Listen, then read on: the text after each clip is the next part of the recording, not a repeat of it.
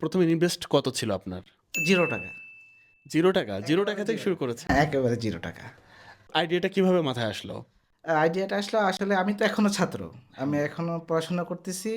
আপনার ফাজিল ৩য় বর্ষে মানে লাস্ট ইয়ারে। আচ্ছা। তখন আমি আলিম পরীক্ষা দিব। করোনা শুরু হলো হুম, হুম। ২০২০ এর দিকে।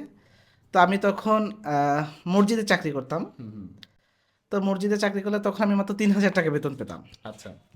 তো ভাবলাম যে পাশাপাশি কিছু করা উচিত। শুধু মসজিদ নিয়ে পড়ে থাকবো। তো পরীক্ষার আগে একজন মধু ব্যবসা করে উনি আমাকে ২ কেজি মধু দিয়ে বলল কি, "এটা ট্রাই করো। অনলাইনে তো সারাদিনই ঘুতাঘুতি করো। আচ্ছা। তো এটা নিয়ে ট্রাই করতে পারো।" তো আমি যখন পোস্ট করলাম ২০২০ সালে সম্ভবত ওটা মার্চ মাসের দিকে বা হুম। ফেব্রুয়ারি এরকম হবে। তো পোস্ট করলে আমার প্রায় ১০-১২ কেজি মধুর অর্ডার হয়। ওখান থেকেই মূলত পথ চলা শুরু। তখন আমার কাছে উনার থেকে মধু কেনার মতো টাকা ছিল না। আমি ওটা বিক্রি করেই ওনাকে দিছি। এর জন্য বলেছি একেবারে 0 থেকে পুঁজি আমার। মানে কোনো আচ্ছা। ৳১ ছিল না। ইনভেস্ট ১ম পর্যায়ে একদম ছিল না। একদম ছিল না।